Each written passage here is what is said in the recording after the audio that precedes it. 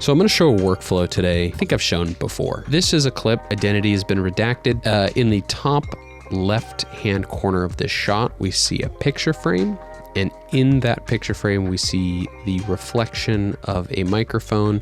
And you can't tell from this still, but there was some people in the background. You can see their heads moving around. I'm going to show you, because this is a stagnant shot on sticks on a tripod, I'm going to show you how the current state of AI is extremely helpful to me. I'm going to bring that still into Photoshop. We are going to use the freeform lasso tool, and we're going to draw a square. It doesn't have to be super exact, around the picture frame. And we're going to use generative fill, and we're going to replace that image with anything we can think of. Watercolor picture of flowers. We're going to generate that. Now we have a couple different options.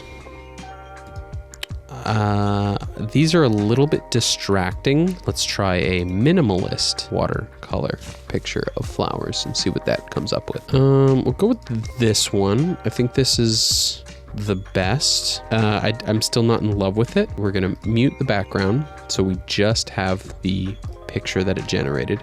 We're going to export as just a quick PNG is fine. We'll just call this fill, go back into Premiere. We'll bring fill PNG into our project. We'll drag it over the shot. And as you can see, we now have a layer that exposes this picture. Now, it feels a little bit out of place. And there's going to be kind of two reasons why that feels out of place. One, it's a little bit saturated. So we're going to bring down the saturation just a little bit. That's going to make it feel a little bit normal. This shot, because it hasn't been color corrected, is a little bit green. So we'll just drag our color temperature just a hair green. So it looks a little bit better, but it's still popping because largely it's too sharp. So we'll use a blur, specifically a Gaussian blur. We'll drag that onto the fill.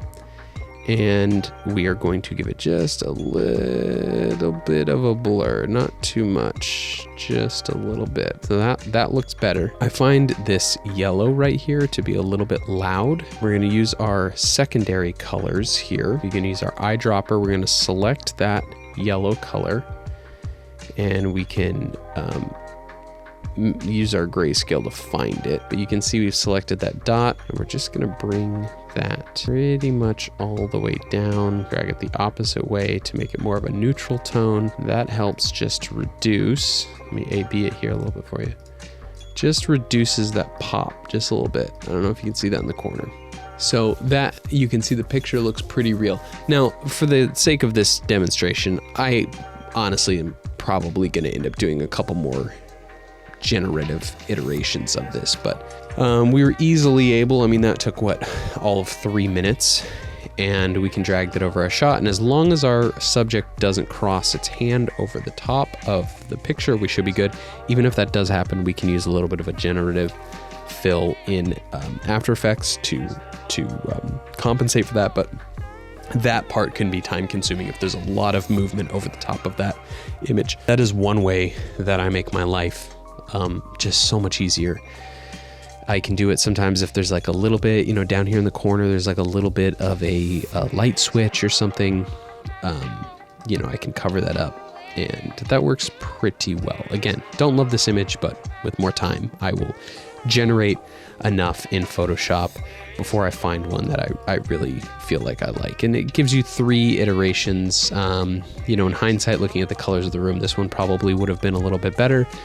Hope that was kind of interesting for you. I had intended to actually film more about this specific shoot, but I didn't get the environment or the chance to do so. So, thanks for watching.